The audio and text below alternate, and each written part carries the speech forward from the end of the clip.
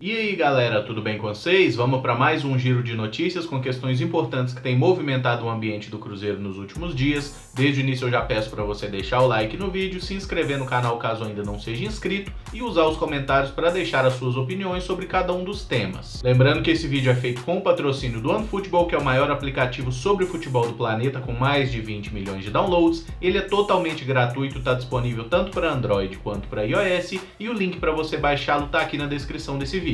Beleza? Começando com algumas coisas que o Mano Menezes falou na coletiva após a vitória sobre o Goiás nesse domingo, tá? Entre os assuntos abordados, que foram vários, ele citou um pouco aí dessa gestão de vestiário, essa coisa do dia a dia, reconhecendo que o time teve uma certa queda de rendimento aí após a conquista do título estadual e até apontou isso como uma possível razão. Ele diz que após o time conquistar um título, mesmo que não seja o grande objetivo da temporada, existe um certo relaxamento natural de quem sente que cumpriu aquela mínima obrigação.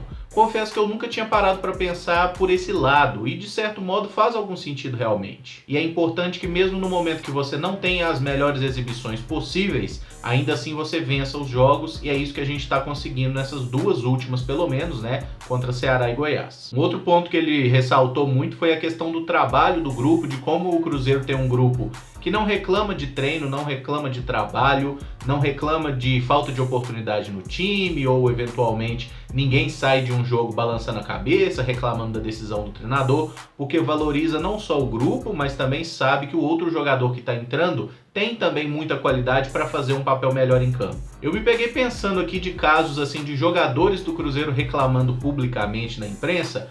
Eu não tenho aí a melhor memória do mundo, mas eu realmente não lembrei de muitos casos recentes. O mais marcante que eu tenho na cabeça assim foi em 2017, em abril mais precisamente, eu pesquisei a data, que foi quando o Fábio deu uma reclamada na imprensa, porque ele já tinha recuperado de lesão e o Mano Menezes não tinha voltado a dar a ele oportunidades, ele estava só no banco e só treinando. E depois de um jogo que o Fábio voltou a atuar, que foi contra o Democrata no Campeonato Mineiro, a gente ganhou, foi um jogo até de manhã num domingo, o Fábio deu uma reclamada na imprensa, meio que a história dele não estava sendo respeitada, algo do tipo. Não sei qual foi a gestão do Mano Menezes internamente da situação, só sei que o Fábio não voltou para o time imediatamente, continuou no banco e o Rafael foi jogando.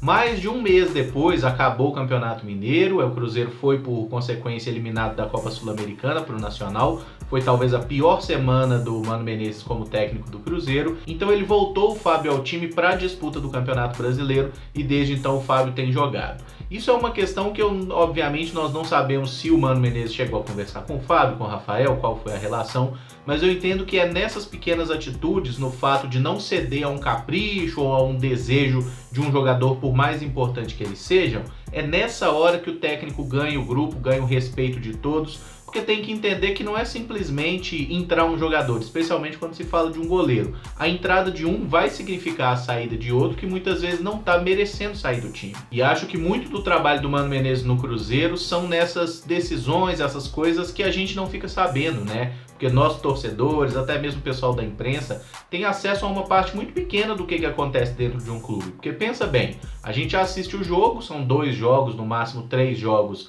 em uma semana e eventualmente a gente pega as notícias do treino e olha o quanto esses caras convivem no dia a dia. Então pode até ser que o Cruzeiro no final do ano não ganhe nada, não faça um bom campeonato brasileiro, perca os mata-matas, tudo isso é possível porque no futebol a gente não tem garantias. Mas eu acho que o trabalho está sendo bem realizado, o grupo do Cruzeiro sempre fala muito do bom ambiente e a gente está fazendo uma campanha que nos credencia a brigar por tudo.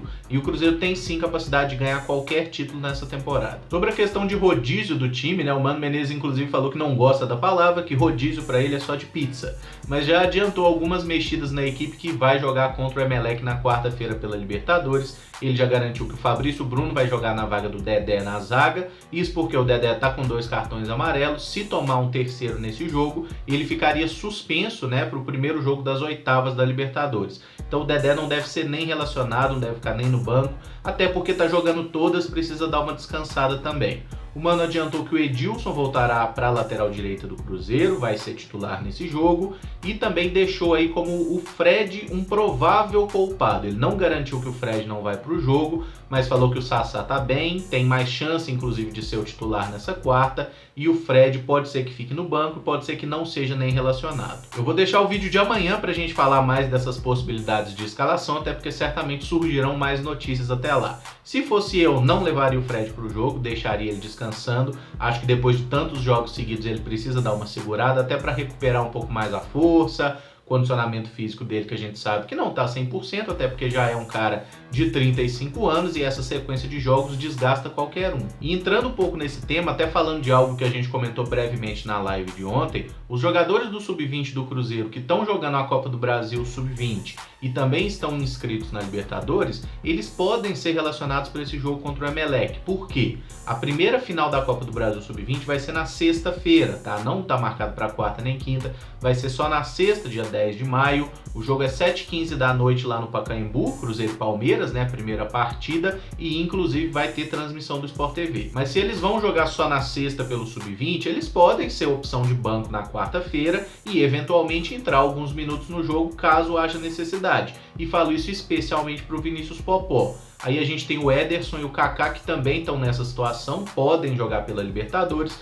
mas eu acho sinceramente que até por ser uma final contra o Palmeiras e apesar de ser uma competição de base, o Cruzeiro dá também muita importância para essa Copa do Brasil, eu acho que os garotos não vão ser relacionados para o jogo da Libertadores, mas eu gostaria que fossem, até porque o Raniel não deve voltar nesse jogo, a exemplo do Marquinhos Gabriel, então a gente ter o Sassá como titular e o Vinícius Popó como reserva poderia servir inclusive para deixar o Fred descansando para voltar bem no fim de semana. E só um parêntese que o time feminino do Cruzeiro também joga essa semana, quarta-feira, Cruzeiro e Fluminense, 5 da tarde, lá no Sesc Venda Nova. Um empate classifica aí as cabulosas para as oitavas de final. Pode ser que a gente se classifique até em caso de derrota, né? Mas quem tiver a oportunidade de ir ao jogo, lá no Sesc Venda Nova, as meninas estão jogando muito bem. Depois de uma estreia ruim, uma derrota, foram 3 goleadas seguidas aí. E tomara que elas mantenham esse pique da remada para o Cruzeiro conseguir brigar forte pelo título e também para subir para a primeira divisão, né? Já que nesse primeiro ano do time do Cruzeiro feminino, elas entram aí na segunda divisão nacional, o que é muito justo. Sobre Libertadores, né? O Cruzeiro tem hoje a melhor campanha entre todos os 32 participantes da competição